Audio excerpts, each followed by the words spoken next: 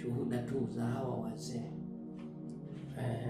Utaona kama makundi ya malaika yalivyokuja akashuka kwa mzee Lazaro yakiimba haya twende sote kwa nyumba ya baba na nini. Hiyo itakuja baadaye. Kwa hiyo hali ikawa namna hiyo, na mimi nikaokoka mwezi wa 4 mwaka 1981, na kazi ya Mungu ikawa inaendelea vizuri. Kwa hiyo baada ya Beda Mpumbe kuondoka, akamekuja mchungaji mwingine ambaye alituchunga. Yule mchungaji alituchunga kwa muda kama wa miezi 6, lakini baadaye akawa aliyenibatiza mimi alikuwa ni askofu, alikuwa anaitwa Mohamed Mwakajula. Kwa hiyo nilibatizwa Mtwara, baharini pale kwenye eneo la kupandia boti kwenda upande wa pili kule kisiwani Msanganamali. Kwa hiyo ndivyo ilivyokuwa, na baada ya hapo sasa huku injili kaendelea. Nikaja Dar es Salaam, ninasoma chuo cha usafirishaji mwaka 82. Sasa nikuja mwezi wa 6 na mwezi wa 7 tukawa tumeanza chuo pale. Kwa hiyo nikaa nina asali Ubungo. Kuna shule moja inaitwa Ubungo National Housing, ndipo kanisa lilipokuwa limeanza. Sasa nawakumbuka watu wachache. Kwanza mchungaji alikuwa anaitwa Ntekigwa, lakini msaidizi wake alikuwa anaitwa Moses Kilala, sio Moses Kulola, Moses Kilala. Kwa hiyo watu waliokuwepo pale na wakumbuka, wengine ni kama Engineer Chisoro ambaye alikuwa anafanya kazi Rubada, na ndiye aliye locate lile eneo ambalo baadaye TAG wamepata pale Ubungo, ambalo wanajenga kanisa. Kuna wakati walilitumia kama makao makuu ya muda. Kwa hiyo Engineer Chisoro, lakini alikuwepo Mwalimu Mbao, yeye alikuwa anafanya Bank of Tanzania BOT. Wakapo wanafunzi ninawakumbuka kama kina Kubena Makungu, wao walikuwa wanasoma chuo cha maji pamoja na wenzake, pamoja na kina Monica Mbao. Nakumbuka kina mzee Masawe, kwa mzee wa kanisa, kina mzee Chua. Kwa hiyo lile kanisa tukawa tunaabudia darasani. Sasa baada ya muda sio mrefu tukaanza kutangaziwa kwamba mikutano ya Kulola msiende, ameasi. Kwa hiyo sasa tukawa tunajiuliza imekuwa kwaje? Sasa ilipofika mwaka 83 kulikuwa na mkutano kule Temeke, na mzee Kulola ndo alikuwa ameambiwa akahubiri kule. Sasa nakumbuka familia zilizoenda kule, ilikuwa familia ya Paul Chisoro, na mzee Musa Mlekwa, na familia yake. Kuna kijana mwingine sasa hivi ni askofu wa EAGT alikuwa anaitwa Alphonse, na kijana mwingine ni askofu tena wa EAGT alikuwa anaitwa Isaya Mbaruku, na wengine. Sasa wao wakaamua kwenda. Walivyoenda Jumapili iliyofuatia wakafukuzwa, wakaambiwa mnatunyonya baraka. Kwa hiyo wakaondoka pale Ubungo, wakawa wameenda Sinza, shule ya Mashujaa, wakaanza pale darasani. Sasa walianza na Moses Kilala kama mchungaji wao, na ndio mwanzilishi wa kanisa la EAGT Sinza, Moses Kilala. Akaendelea baadaye, ukozi alikuja mzee mchungaji Alphonse Mwanjala ambaye alikuwa ametokea Iringa, akawa amehamishiwa Dar es Salaam. Kwa hiyo baada ya kuhamishiwa Dar es Salaam akaja kama mzee wa kanisa, baadaye ndio akakabidhiwa kanisa. That's another story. Sasa niendelee. Kwa hiyo katika hali hiyo makanisa yakaanza kugawanyika. Tataja tu mifano michache. Kinondoni ambapo wakati ule alikuwepo missionary Cup na alikuwepo mchungaji Muhina marehemu, sasa ndio alikuwa mchungaji wa Kinondoni. Kwa hiyo katokea uhamisho, akahamishiwa Dodoma Muhina. Kwa hiyo pale akaletwa mchungaji Rogate Swai kutoka Arusha Calvary Temple.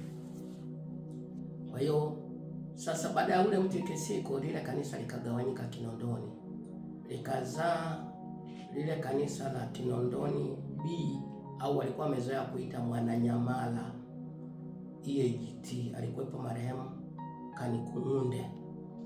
Kanisa la Ubungo kama nilivyosema likazaa kanisa la EAGT Sinza, yani likapasuka likatokea kanisa la Sinza. Kimara kwa mchungaji Rusi kukatokea tawi likagawanyika, akaanza Matingisa. Kwa hiyo kuna makanisa ambayo hayakugawanyika, na kwa sababu hakukuwa na matangazo ya moja kwa moja. Hilo ni pamoja na Ubungo, ni pamoja na CCC, yani Upanga, ambalo alikuwa analiongoza marehemu Ranuel Mwenisongore, na lilikuwa na uongozi very tough. Nakumbuka kina Mzee Dondo, kina Mama Litunu, kina Ezekiel Mwakajwanga. Tulikuwa tunapenda kwenda kule kwa sababu walikuwa wanafanya na ibada za Kiingereza, unajua tena na wanafunzi. Ile halikugawika. Lakini kanisa jingine ambalo mengine hayakugawika sana, ila mikoani nako kukaa kumetokea makanisa mengi yaliyokuwa yamegawanyika. Mabibo kule, Mabibo Farasi likaa limegawika. Kulikuwa na mchungaji mmoja alikuwa ametoka Kenya, baadaye akaja mzee mmoja alikuwa anaitwa Matete. Kwa hiyo wakawa wamegawanyika pale. Kina marehemu Makukura alikuwa mwanajeshi, wao wakaanzisha, wakati wao haijaitwa EAGT, lakini ilikuwa inaitwa TAGB. Sasa kulikuwa na nicknames. Hawa walikuwa wanaitwa waasi wanaotoka TAG. Alafu hawa waliobaki TAG kulikuwa na nickname, walikuwa wanaitwa Pani. Sasa sitaliongelea hilo kwa sababu wakati wake haujafika, na sitaliongelea tu mbele za Mungu kwa nini waliitwa Pani. Basi kukana huo mvutano. Kwa hiyo mvutano huo ukaendelea. Sasa mwaka 1991 Mzee Kulola akiwa yuko Bariadi, Meatu, anahubiri Injili, ndio akapigiwa simu ya kwamba usajili wa EAGT umetoka. Na mimi miongoni mwa watu waliotengeneza katiba ya CGM ya kwanza, na mimi nilikuwepo pamoja na kina Mariam Kilas na wachungaji wengine. Basi ndivyo ilivyokuwa, lakini kuna a lot of stuff zilizokuwa zimetokea hapo, zingine si vizuri kuzisema. Kulikuwa na mapigano, magomvi, lakini maadamu watu tumesameheana na kuacha, basi tunamtukuza Mungu. Tunajua tu ni adui aligonganisha vichwa, na Mungu awabariki Dr. Mwakipesile, Profesa Mwakipesile pamoja na Dr. Mtokambali kwa kuliona hilo na kuamua kutengeneza mwili wa Kristo. Kwa kweli ilikuwa ni ngumu sana. Unaenda kijijini unakuta kuna TAG. Ukienda pale ukisalimia, jamani mimi natokea kanisa fulani, utakapotoka nje atakusalimia, hawakusalimii. Umetoka TAG umekwenda EAGT, ukisalimia wanakuona kama hujaokoka, wakati Roho Mtakatifu ni yule mmoja.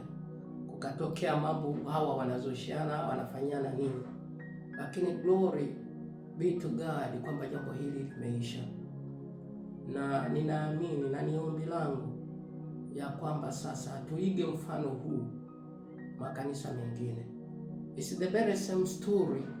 Hata kama tukienda huko, ilianza Swedish Pentecost, baadaye ikaja Swedish Free Pentecost, alafu baadaye ikaja FPCT, akaja KLPT, akaja UMPT, akaja a lot of Pentecost Shangwe, Pentecost Kayamba, Pentecost, yakawa a lot of those churches.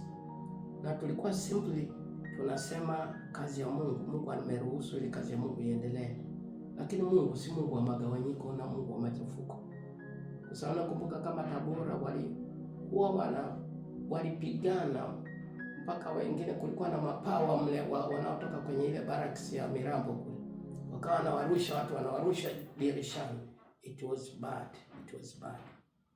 Lakini basi kwa leo niishie hapa nikisema kwamba Mungu awabariki, na sisi ambao tumebaki sasa, maaskofu yaani maaskofu walio chini ya maaskofu wakuu, viongozi mbalimbali, wachungaji, wazee wa makanisa, mashemasi, mpaka mshirika mmoja mmoja, kumbukeni kule mbinguni hakuna EAGT wala TAG. Vibao hivyo hakuna, vipo vibao vya watakatifu. Tusaidiane, maana nilikuwa ninaona kuna mahitaji ya kusaidiana hata katika masuala ya training. Unakuta ukipeleka huku, wengine umetoka wapi, wanaweza akakukatalia tu kutokana na upande uliotoka. Lakini atukuzwe Mungu kwa ajili ya maono haya makubwa. Baba mtoka mbali, askofu, Mungu akubariki, akubariki. Maana wewe ungeendelea kukaza nati, ina maana mambo hayo yote yasingeliweza kufanyika. Kwa hiyo nikushukuru wewe pamoja na baraza lako lote, wewe Bishop Muhiche na wengine wote, na Mungu kwa kweli akubariki, akubariki. I have learned something. Nimejifunza kitu katika uongozi wako. I have learned something. Nimejifunza. Na wewe si mwepesi wa hasira kabisa. Kweli kabisa. Na Mungu akubariki pia Bishop Profesa Mwakipesile kwa maono makubwa aliyokupa Mungu na kwa jinsi ambavyo umelifanya jambo hili kwa hekima. Akubariki kabisa kabisa. Unafahamu mimi nilikuwa mtoto wenu. Nilikuwa nakuendesha, sijui unakumbuka, ukiwa na gari yako ya njano ile Isuzu ile. Ulikuwa ukija kwa marehemu Anjala, mimi nilikuwa nakuendesha. Na mara ya mwisho tuliwahi kukutana Gairo kwenye msiba wa babangu kiroho marehemu Steven Mwigoe. Tulikutana pale kwa mara ya mwisho na nafikiri. Kwa hiyo Mungu akubariki na timu yako, makamu wako, washauri wako, marafiki zangu kina Livingstone, Dennis, wazee wetu kina Mwizarubi. Mwizarubi tumewahi kuwa naye Mpwapwa kwa marehemu Hoe. Well, I know them, ninawafahamu. Kina Mgonja au mtunza hazina na nini. Mungu awabariki wote, na pamoja na mabaraza ya wadhamini yote mawili, la TAG la EAGT. Yaani niwape hongera. Ninafikiri this is the key to revival. I think the revival is going to sweep in this very country very soon. Kwa sababu sasa kuna barriers. Tuna mkutano, tunaalikana, tunahubiri injili, tuna nini na nini. The revival is going to take place. Kweli kabisa, tukilinganisha kanisa lilivyokuwa miaka ile, kama ambavyo nimesimulia, sasa hivi ilikuwa limebaki dini fulani ila ya kilokole, na ndio maana kukaa kunatokea hata vituko vya ajabu ajabu, mambo ya ajabu ajabu. Kama ninyi viongozi na wazee, nafikiri mmerudi kwenye mstari na mmetengeneza mambo haya. Mungu yeye ni mwingi wa rehema, na sisi wengine tulihusika kwa namna moja au nyingine. Maana by the time mimi nilikuwa kiongozi wa vijana, kwa hiyo ni tulihusika kwa namna moja nyingine. Bwana sisi tunaweza, sijui nini na nini, lakini baadaye tukajikuta makanisa yamekaukiwa Roho Mtakatifu.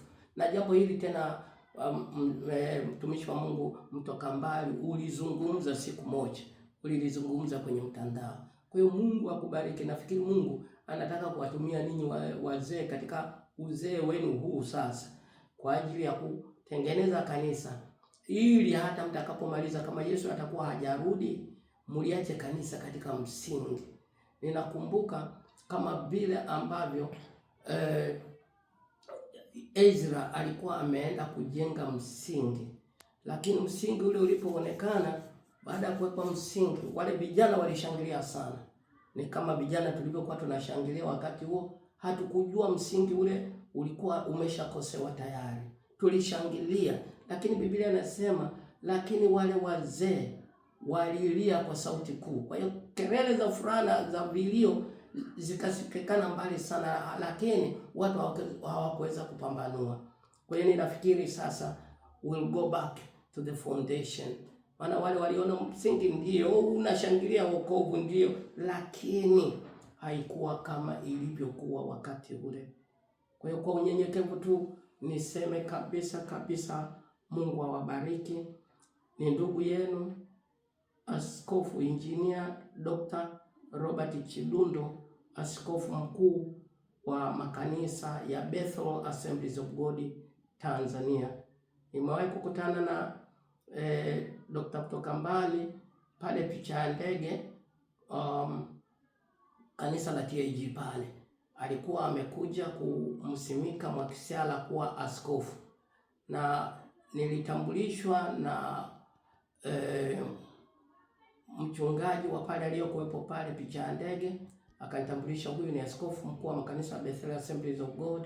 Kwa unyenyekevu kabisa, askofu aligeuza kiti chake na kunisalimia, akaniambia Mungu akubariki sana. Nikamwambia ningeweza kuongea na wewe ila ninawahi kwa sababu bado nilikuwa nafanya kazi sehemu fulani hapa Tanzania. Kwa hiyo nikawa ninawahi. Lakini baada ya kutambulishwa na mchungaji Mwaipopo, siku ya Mwaipopo aligeuka kunisalimia, ndio ilikuwa mara yangu ya kwanza kushikana naye mikono. Kwa hiyo Mungu awabariki. Asante. Kama mtakuwa na maswali, ask me, mniulize, nitawajibu. Asante.